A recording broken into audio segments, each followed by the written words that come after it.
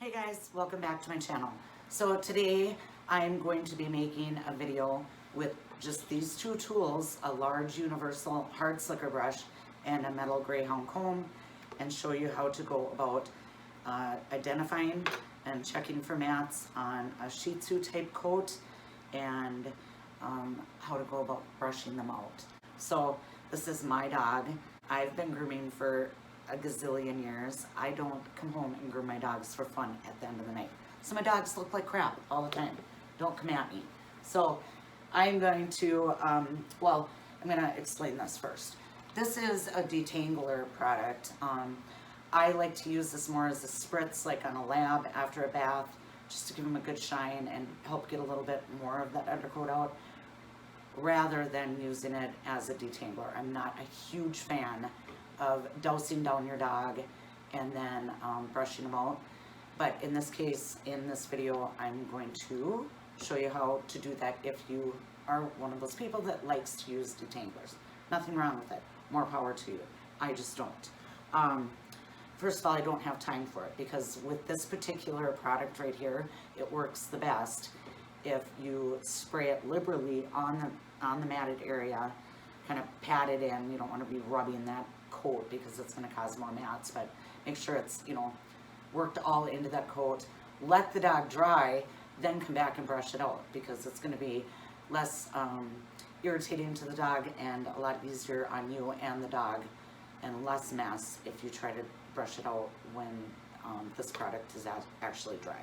So she's got some mats on her hip, she's got some in her armpits, and she's got these mats around her ears, which I like to call love mats. Now, the armpit mats, those are friction mats, and because when they walk, their armpits rub back and forth, and it causes friction, which tangles the hair. The mats that you find on the hips are a lot of times, well, in this case it's a neglect because I just haven't brushed her, but a lot of times it's that you'll find them more on one side of the dog than the other. And in her case, I had already brushed the mat out on her left hip a few days ago, trying to make a video, and had problems uploading it, so that I was saving her right hip mat for this video. So, but in some cases, your dog will lay on one side more than the other, and when they lay down, they tend to pivot and move around, and you'll see that they only get matted on one side of their body, usually in the back end. And then the mats around the ears. And what do you do when you pet your dog? You rub behind your ears, because somebody told you they love that.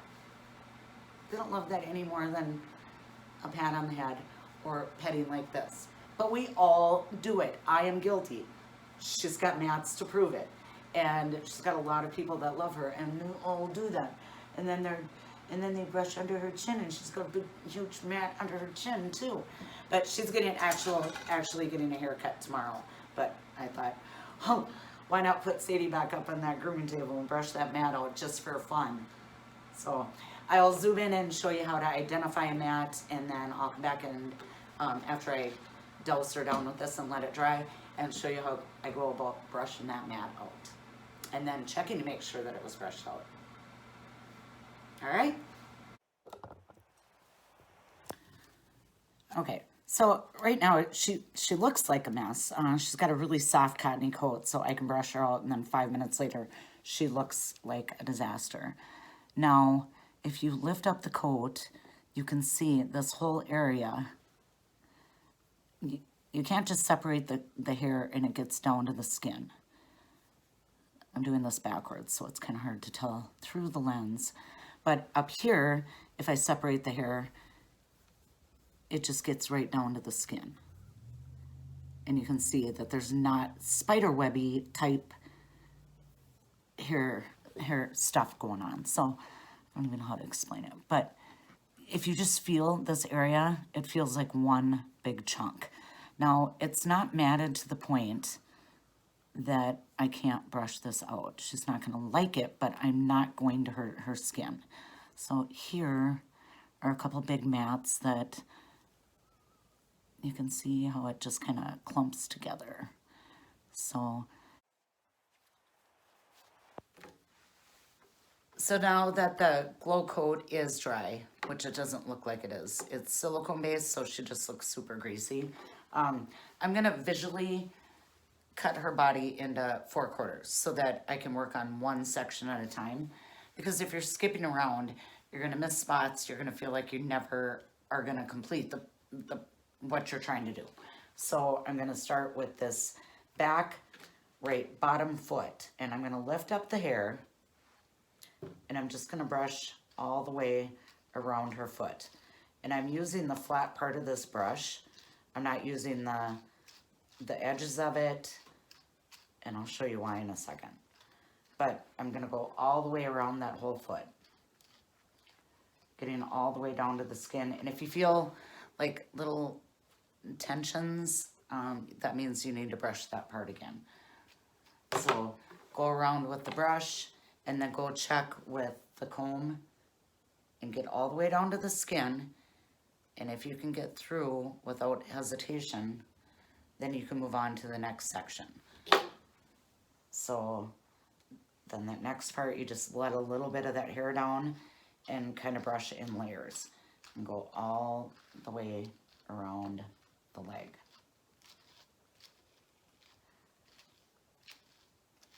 And you can feel it. If there's tangles, you can hear it if there's tangles. And that just means you need to go over that spot again.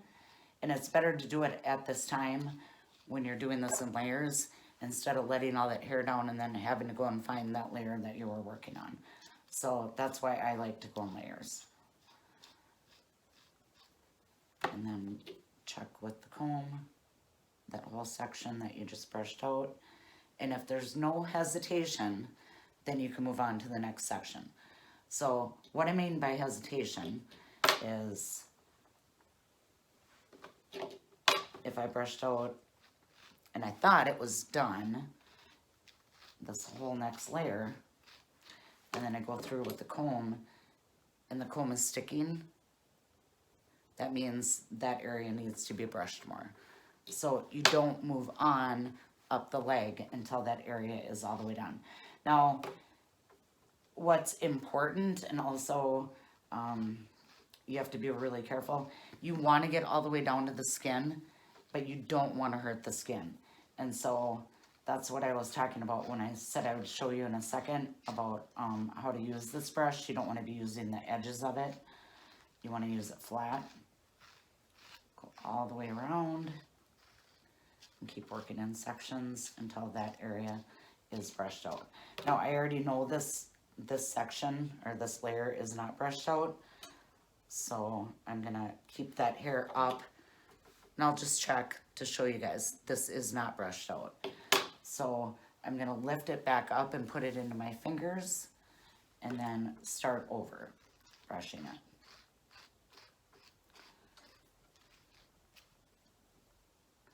Now, it's super important to check the color of the dog's skin and then also feel the temperature of the dog's skin. If you notice it start getting warm or you notice it start getting red, you need to quit. So, and then work on it like a few days later, if you can. But if it is getting red, you're brush burning your dog. It's like clipper burn, only it's from using the brush. So, and then I will continue all the way up her leg until that is done. And you can see, like, she is a disaster. And she looks like, she's like a hot, matted mess. And she is. But this is not to the point where I wouldn't brush this out at, you know, my grooming shop. If the person were to be willing to pay the price, because this isn't gonna just like take me 2 minutes. This can take me a while, so they're gonna pay the price. If they don't want to pay the price, then their dog is getting shaved. But what I'm talking about using the flat part of the brush. So this is a hard slicker brush. It's got a slight curve to it, and you want to be using the flat part of it. Now, if I rub this on my hand like this, it doesn't hurt. But if I use the edges of it, it flicks into my skin and it digs into my skin. So if you're just using like tip of the brush, that's gonna dig into that dog's skin. So if you wanna know what it feels like to your dog or your cat, try it on him yourself first. And this doesn't hurt. This actually, it feels good, kind of massaging. And all the pins take out those mats. So I'm gonna continue on until this leg is brushed out and not make you guys sit through the grueling brushing process, and then I'll be back after we get this leg done. And like I said, this poor dog, she's getting a haircut tomorrow, but you know, why not put Sadie through this? So I got that leg brushed out, and you can see, as soon as I hit stop on the video camera, she went at me like she's never gone at me. So she had to wear her little box muzzle, the sadist box. But you can see I can get through this whole leg, the inside and out and the hip, with a comb, and there's no hesitation. And I'm going all the way down to the skin. That's the key. And metal comb. So all the tools, the two tools that I used in this video will be in the description box, and also the glow code. And it works great if you have time to let it dry. So thanks for watching. Pet Prepper and Sadie.